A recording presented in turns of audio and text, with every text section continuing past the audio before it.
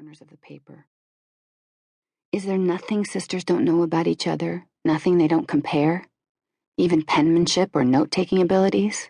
Did a tiny piece of me still need to disprove her view of me as a hysteric that I always felt wasn't fair, and yet was probably, at least compared to her, accurate?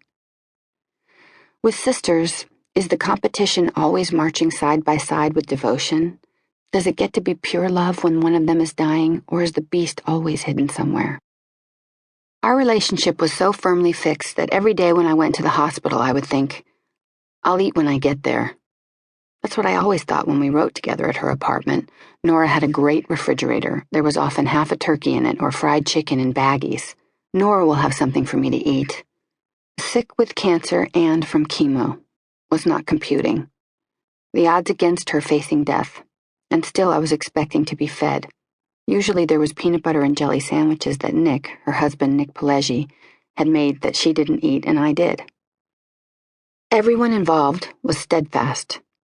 Everyone was devoted and remarkable. This woman, for whom 4 were better than 2, 8 better than 4, 12 better than 6, the more the merrier, this woman, for whom entertaining was joy, art, obsession, and religion, was reduced to the same small rotating cast, all struggling to make her happy. All praying, except none of us pray, for healthy blood cells to sprout, for the marrow to be fertile. Nora thanked me by sending me roses. 24 gorgeous plump peach roses in full bloom. The sister in the hospital sending flowers to the one who was not. I have thought a lot about this. More than anything, I think about this. There are things a person does that you could talk about forever. They are key. They reveal character. They unlock secrets. I think Nora's sending me flowers was that. It meant, flat out, I love you.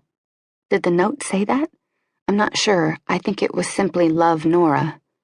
It could have been XX Nora. My blanks in memory even include important emotional things like that. It also meant thank you, obviously. She was grateful for my presence, although gratitude was... Well, my presence wasn't anything I needed to be thanked for. It was hard to be away from her. Leaving felt like abandonment. It felt obscene that I could leave that place and she could not. It seemed impossible. It felt dangerous to leave. Being there was an imperative. There was no way to be anyplace else. Nora's sending me roses. Not only painfully sweet, but how difficult it must have been for her to be needing care, to be dependent, vulnerable, a tiny horrible compared to the trap door about to open, but still not a place she was comfortable. Don't misunderstand. All I'm saying is those roses had subtext, a heartbreaking way to have a bit of control, to get to the place where she lived, the driver, not the passenger. Those roses were all that in addition to being a gift of love. Nora was brilliant at giving. Something was always arriving by messenger, ginger cookies she brought back from San Francisco, peanut butter cookies from Seattle, chocolate marshmallow drops.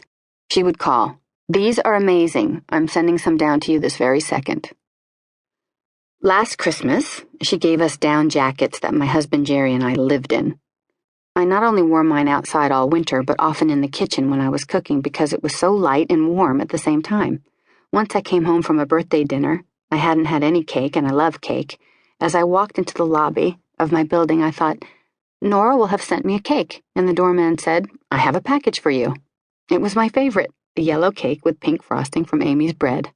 So brilliant at giving. At receiving? Not so much. After years of hunting in vain for something she would like for Christmas or her birthday, I pretty much picked the first possibility and let go of the impossible, that I might please her. Occasionally, she might anoint something randomly. Her sporadic, unpredictable seal of approval was brilliant power-wise. Power was something she had an innate understanding of, because it could keep a person hoping. A friend of hers mentioned to me, with considerable pride, that Nora liked her brisket. Once, I gave Nora a backpack purse. A week later, I went to the store and bought one for myself. I was pretty sure that the purse I purchased was the very one I'd given her, that she'd brought back.